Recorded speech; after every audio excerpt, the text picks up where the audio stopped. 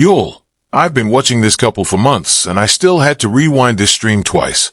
Because whatever happened in that back room, with the door supposedly shut, the microphone conveniently silenced, and a woman 8 months deep in a pregnancy pacing the hallway like a metal detector, that wasn't a domestic squabble. That was a live broadcast confession booth with the wrong penitent. And the wildest part, he kept streaming. He kept shouting out subs. He kept working the algorithm while his girl was in the next frame trying to identify a voice through a wall. Let me set the temperature before we get into it, because I need y'all to feel what I felt when this clip first cycled through my timeline at 2 a.m. This wasn't one of those post-it, laugh, scroll moments. This was the kind of clip where you sit up in bed, take your headphones out of 1A, put them back in, and hit rewind because your brain refuses to accept that a grown man got caught this cleanly, this publicly, on a platform where the receipts autosave to a server he doesn't own. The kind of clip that makes you text 3 people simultaneously with the same, "Are you seeing this energy?" And by the time I was done piecing it together, timestamps, prior interviews, screenshots that outlets had already logged weeks earlier, I realized the muted phone wasn't the story. The muted phone was the tip. The story was everything the muted phone accidentally proved. And real quick, if the ecosystem around this couple fascinates you the way it fascinates me, tap the sub, hit that bell, do the thing. We're gonna live in this one for a minute. Here's what we know clean. Johnathan Porter, Blueface, streaming on Kick, was mid-broadcast on August 5th, 2026 when he told chat to hold on so he could fix something on my phone. What he actually did was step off camera. What happened next was his pregnant girlfriend, Nevaeh Akira, 38 weeks in and due August 24th per her own on-stream math, walking up on him with his food and this question: "Who are you on the phone with? Tell your chat. Why you have to mute it?" The where is the house? The which is the muted call. The when is a Wednesday night stream that was supposed to be a chill sub-goal grind. Now what's the evidence? Before we get into the movements, one more thing worth locking in for context, because a lot of newer viewers are gonna wander into this timeline halfway through and get lost. Blueface and Nevaeh aren't a fresh couple. They've been publicly linked, publicly unlinked, publicly relinked, and publicly co-parenting for the better part of 2 years, according to Complex's ongoing coverage of their reunion cycle. This is her second pregnancy inside this exact orbit, for multiple outlets tracking the timeline. So when she says on stream, flat voice, no theatrics, that she's tired, she's not talking about Wednesday. She's talking about a repeating pattern she's already sat through, allegedly, more than once. That's the frame you need. This isn't a first offense according to reports. This is a pattern under a spotlight. Nevaeh, cup to the door energy, in her own voice. He got his phone out there on somewhere. I can hear it. Then later, after he tries to laugh it off, "I'm just tired of you lying, honestly." Flat. No theatrics. Just tired. That flatness is the thing. That flatness is the tell.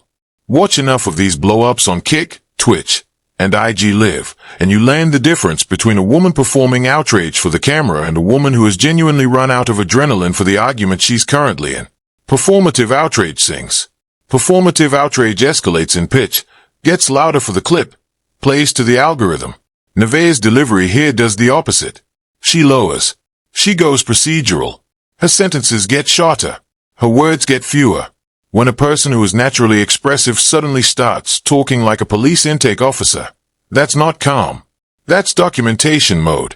And documentation mode, according to any lawyer who's ever coached a client, is the mode you enter when you already know the argument is over and you're just collecting sentences for later. Blueface defense, said out loud on his own stream. Supernova Girl. No, you weren't. How you going to tell me who I was on the phone? What? You would have had her on this.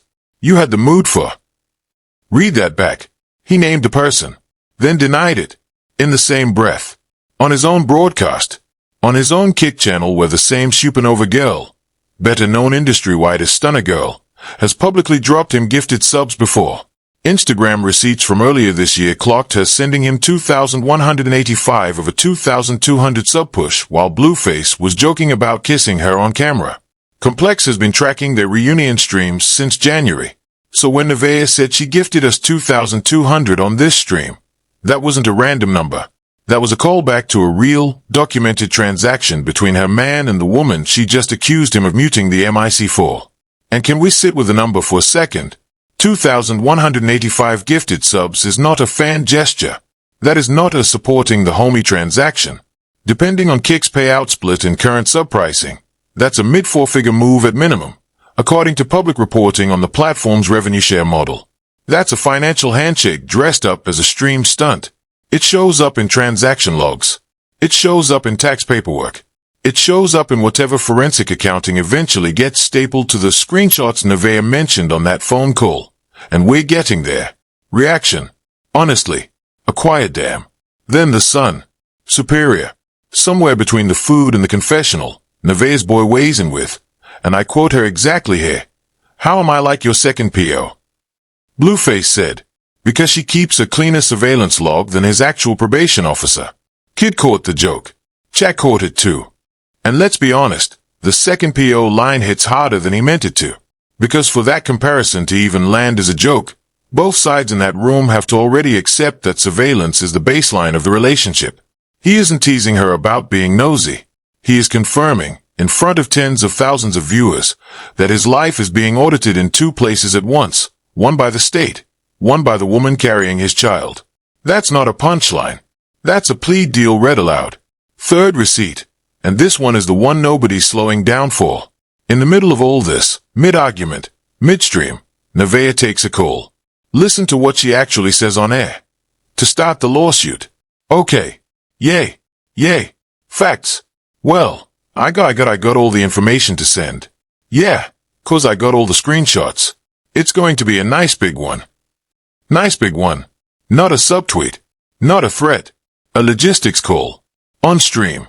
Screenshots referenced. And she said love you at the end like it was routine. That's not a first call about that lawsuit. That's a follow-up. Follow-up calls sound different from first calls. First calls open with introductions, timelines, framing.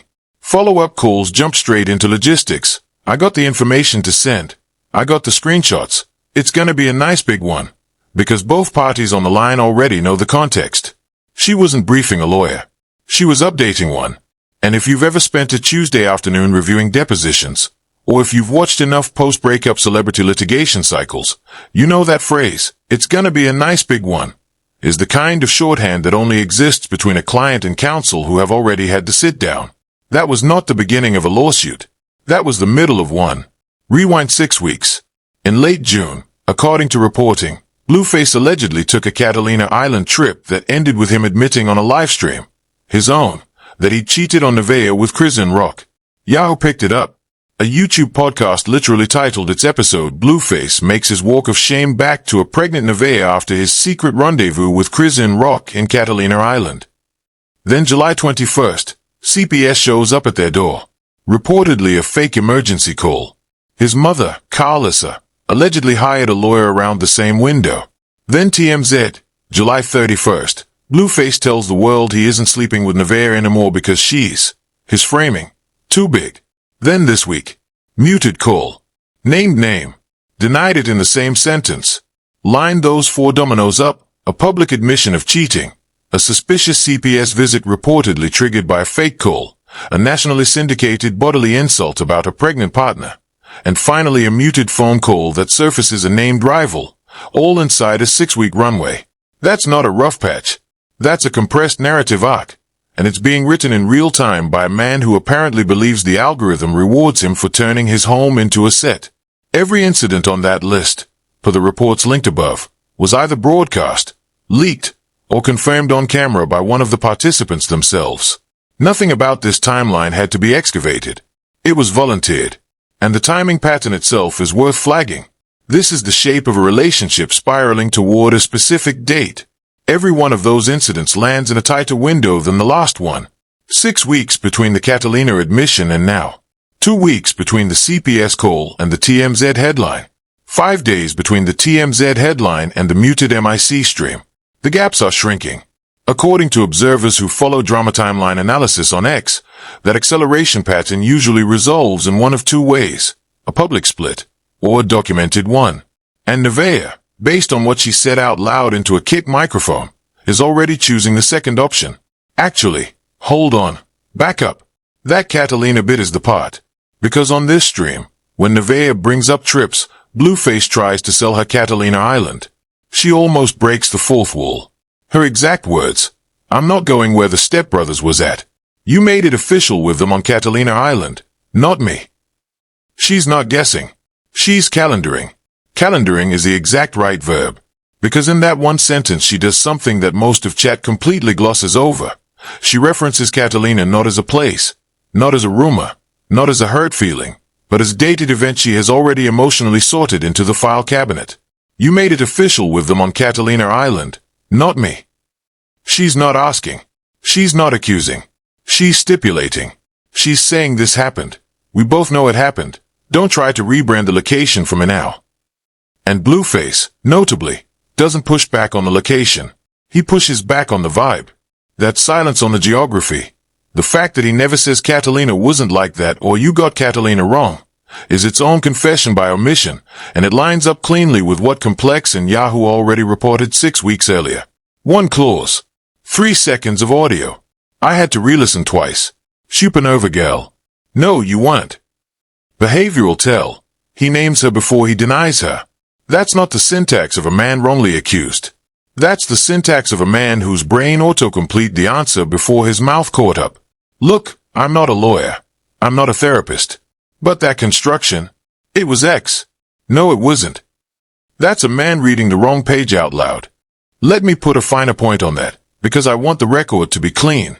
A person who has no idea what they are being accused of doesn't lead with the name of the accused party. They lead with confusion. What are you talking about? Who? What phone? A stall to buy processing time. What Blueface delivered instead was a full identification followed by a retraction of the identification, which is the linguistic equivalent of pulling out the receipt and then setting the receipt on fire. Communication researchers have a term for that kind of preemptive concession then denial pattern. You can find it in any of the widely available deception detection studies published over the last decade. I'm not going to overstate what a single sentence proves, but I will say it doesn't prove what he wanted it to prove. Second lens, the phone. Nevaeh cracks a joke that turns out to be a receipt. You bought me this damn phone. What's this? A dummy phone. She's saying, effectively, my primary device is being monitored so I keep a second one. Then he flips it. Checks her ChatGPT history, her tracking apps, her installed dashboard, and she lets him, because there's nothing on it. He audited the wrong phone. The dumbaphone thing is not a small detail. Think about what it implies about the emotional architecture of that household. She isn't just aware she's being monitored. She's been aware long enough to acquire a countermeasure, live with it long enough for it to become routine, and casually reference it on a public live stream because at this point it doesn't even feel notable to her anymore. When surveillance stops being a secret and starts being a household appliance, the relationship has moved past the point where either party is pretending anymore. She's not hiding the dummy phone. She's citing it, like an accountant citing a shell cop on a filing. On camera. That's her way of saying, I know the rules of this house. I have quietly opted out of them, and my paperwork is elsewhere. Third lens, the algorithm confession. This one nobody's clipping and it's the wildest tell. Straight from his mouth. I don't know if you know, but Kit pays for comments, too. So I ain't gonna block you. Keep commenting. Revealed his Kit payout hit around $25,000 a week earlier this year. Meaning, the arguing. The hater in chat. The pregnant girlfriend flipping his food. All of it lifts his check. He literally cannot afford to hit mute. Except when Supernova called. And that's the exception that unmasks the rule. If your business model is engagement, chaos, comments, live emotional volatility, then muting the MIC is a financial mistake. You don't mute during peak conflict. You lean in. You milk it. You clip it. You post the highlights the next day to run the number back. So the moment Blueface deviates from his own stated monetization strategy, the moment he takes a call off MIC when everything else in his behavioral pattern says stay on MIC, that deviation is itself a data point. It's not proof of the affair. It's proof that the call was, in his own judgment, worth more silent than the algorithm was worth loud. That's a big trade to make on a $25,000 a week desk. Whoever was on the other end of that line was, in that instant, more valuable than the entire stream. Read that again. Fourth lens, and I don't think enough people are talking about this one, the food. Nevaeh walked into that backroom moment carrying his food. That's not a subtle thing. In every reality show breakup, In every low-key confrontation clip that has ever gone viral, there's a mundane object that ends up doing all the emotional lifting. Hey, it's a plate. She wasn't storming in with a receipt. She wasn't storming in with a phone log. She was doing the ordinary domestic thing, bringing him something to eat, and stumbled into the extraordinary. That contrast is why the clip hits so hard. It's why viewers who otherwise wouldn't care about a streamer beef are pausing on it. Domesticity plus betrayal is a formula older than television. She was in wife mode. He was in whatever mode he was in. And the audience felt the gap. Complex framed the last month as cheating admission, argument, reconciliation. Clean narrative arc. 3-act structure. Ready for the recap post. TMZ went bodily and reductive. Blueface's own quote about intimacy became the headline. Whole story flattened into a punchline about a pregnant woman's size. The Shade Room played it as a family drama. Carlos's reaction. Cryptic messages. Mother-in-law arc. WSHH went procedural. Police response. CPS. SWAT visuals. Notice what all 4 of those framings have in common. None of them center Nevaeh's legal posture. None of them clock the lawsuit call. None of them zoom in on the muted MIC moment as a strategic disclosure rather than a reactive one. The mainstream celebrity press has a very specific muscle memory for these stories. Split it into digestible arcs. Quote the loudest person in the room. Monetize the headline. Move on.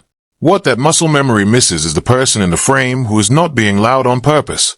Nevaeh has been the least loud voice in every one of these outlets' coverage cycles, and she's also the one who, on stream, casually referenced screenshots, lawyers, and a nice big one. Draw your own conclusion about who's actually running the play here, because our team's read is the quiet one, always the quiet one. Steelman the loudest countertake. Nevaeh is insecure. She's hormonal. She's picking fights on camera because she's 38 weeks and bored. That's the comment section talking. Real talk. Some of it lands. She herself admits it. When I wasn't pregnant, she didn't give a text the whole world. Fine. Grant the point. She's escalated. But even a hormonal person can't manufacture a muted call that produced a named woman. Even a bored person can't fabricate a lawsuit prep call court on live audio. The escalation doesn't erase the evidence. It explains why the evidence finally got warped into the frame. Steelman it harder, actually, because I want to be fair here. Grant that pregnancy hormones are real.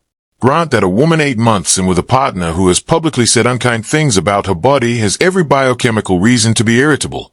Grant that some of her reactions on stream would look extreme in a vacuum. All of that can be true, and still not erase a single one of the physical, verifiable, third-party reported facts on the ledger. Carlos are reportedly hiring counsel. Complex documenting Catalina. Yahoo picking up the admission. TMZ printing the intimacy quote. Instagram immortalizing the gifted subs. None of those pieces of evidence care about a mood swing. Evidence is agnostic to how anyone in the room feels. And that's what makes the she's just hormonal countertake collapse under any real scrutiny. Emotions don't fabricate transactions. They just make people willing to read them out loud. Now the shift. Here's what I think is actually happening. And this is where I stop being nice about it. That stream wasn't a fight. It was a business meeting. It was 2 people with completely different revenue models occupying the same living room and pretending to be a couple. For him, the fight is the product. Kick pays per comment, per gift, per hate click, per subscription drop from a woman who may or may not be his other girlfriend. Every minute Nevaeh spends stomping through frame accusing him of muting mics is a minute the counter climbs. He said the quiet part loud earlier this year. That dashboard showing $25,000 a week isn't for calm streams. Chaos monetizes. For her. And this is the part that flipped my read. She's building a case file. Publicly. In real time. On his platform. That lawsuit call wasn't dropped into the stream by accident. Nobody schedules legal logistics for a moment when they know the MIC is hot unless they want the MIC hot. She looked at the camera. She said screenshots. She said nice big one. She said love you and hung up. That's leverage. Carlos reportedly moving on a lawyer of her own is loud. The fake CPS call from July is loud. His mother has publicly gone from welcome to the family to a documented lawsuit posture. Per multiple outlets tracking her socials. Here's the mechanics of the play. Unpacked, because too many recap channels just describe events without asking why they were arranged this way. Consider the leverage stack she's built in a 6-week window without ever raising her voice above conversational volume. 1. She has a documented cheating admission from her partner, self-reported on his own stream. 2. She has documented gifting activity between him and the alleged other woman, receipts held by Instagram servers. 3. She has a live audio artifact of him naming and denying that same woman inside a single sentence. 4. She has a suspicious July CPS event that, per reports, was allegedly triggered by a fake call from an outside party. 5. She has a broadcast phone conversation confirming lawsuit prep with references to screenshots on a platform that auto-archives its own content. Now stack all 5 in front of any attorney you know and ask them what kind of position that puts a client in going into a custody or paternity conversation post-birth. I'm not saying anything is guaranteed. I'm saying the file folder is not thin. Meanwhile, on his side of the table, the leverage is entirely audience-based. Chat lifts him. Chat pays him. Chat generates the $25,000 weeks. But Chat doesn't file paperwork. Chat doesn't get subpoenaed. Chat doesn't hire counsel. Chat is the loudest possible ally in the least legally useful room. And that asymmetry, quiet paperwork on one side, loud audience on the other, is the entire subtext of everything you all watched Wednesday night. So the read is this: Nevaeh isn't the crashing out girlfriend the timeline wants her to be. She's the one with the file folder. He's the one improvising. And when the baby lands, August 24th on the paperwork, August 29th per his math, whichever, the mute button won't work anymore. Because babies don't check the streaming schedule. A few jabs, because they earned them.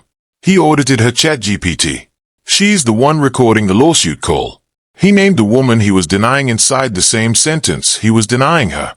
He gave Chat a monologue about how comments pay him, then acted surprised when his girlfriend read that as permission to run the comment section herself. He referred to Catalina as the full experience. Say, that is a place, not a rite of passage. He built a career on the idea that broadcasting the mess makes the mess pay. Then acted stunned that his partner did math on that same equation and figured out she could get paid too, just in a different currency. He said second PO like it was a joke and didn't realize probation officers, real or metaphorical, are the ones with the pen. Somebody in that house is playing 3D chess, and it isn't the one who mentioned the algorithm. Watch how fast the baby announcement becomes the reset button. Once contractions hit, the entire narrative gets a soft reboot. New photos, new smiles, new we're focused on family statements. The Supernova moment gets buried under a Blueface caption. Nevaeh doesn't fight it. She lets it settle. Because a settled narrative is easier to litigate from than a loud one. Second track, the lawsuit she referenced on air lands somewhere between 2 and 8 weeks after delivery. She wasn't cold calling counsel. She was confirming timelines. Don't be shocked when a filing surfaces and the screenshots she named turn out to be exactly the kind of receipts nobody wants attached to a docket. And when Blueface team scrambles a response, the response itself becomes the next stream. Third track, one nobody's talking about yet. Watch the sponsors. Watch the kick partnerships. Watch which brands quietly pull back after that muted MIC clip crosses the 10 million view threshold that these things always cross. Platform economics have a delayed conscience. The check doesn't bounce on Chaos Day. It bounces 2 Fridays later, when a brand safety analyst somewhere in Culver City makes a note in a shared spreadsheet. According to public reporting on how streaming platforms handle post-controversy monetization, the pattern is almost always the same. Quiet friction on the back end, no public statement, just a slower payout cycle and a sudden absence of sponsored segments. If we see that pattern unfold here, we'll know the algorithm confession has an expiration date. Fourth track, Carlissa. The mother-in-law arc is not a garnish. It's structural. When a parent of one party in a custody-adjacent situation reportedly retains counsel before filing exists, per the outlets tracking her socials, that parent is either preparing to be a witness, preparing to be a plaintiff, or preparing to be a public counterweight to whatever narrative the other side is about to file. Any one of the three is loud. All three at once is louder. And the way she has publicly pivoted her posts over the past few weeks, per the same reporting, reads like someone who has already been coached on what she can and cannot say online. That's not vibes. That's counsel. 5 years out, this becomes a case study. Not a relationship. A case study. In the ways platform monetization and personal life collapse into the same broadcast. Kik's procurement model is going to age into a footnote in a documentary someone will make about this exact era. And this stream, muted MIC, cup to the door, pregnant girlfriend, named Alias, is going to be the clip they open with. The opposition camp thinks the story ends when the baby's born and everyone reconciles for the gender reveal repost. It doesn't. It just goes quiet enough for the paperwork to move. Layer that with the broader pattern in the creator economy right now. The incentives are pushing more and more talent toward broadcasting more and more of their private life, because the check gets bigger the messier it gets. And nobody in the C-suite is prepared for what happens when the private life starts broadcasting back. Nevaeh is a preview of that. She's not a jealous girlfriend. She's the first draft of a new type of counterparty. One who understands that if the stream is the record is admissible. The next few years of this platform-driven celebrity ecosystem are going to be built on lessons we're watching get taught in real time right here. On a Wednesday night sub-grind that was supposed to be about nothing. The favored side wins because the favored side documented it while everyone else was busy performing it. Alright, you rode with me to the end. Drop your read in the comments. Tell me who's actually running the play here. I want the arguments. Subscribe, hit the bell, and stick around, because whatever drops next in this house is landing on our feed first. 0 out.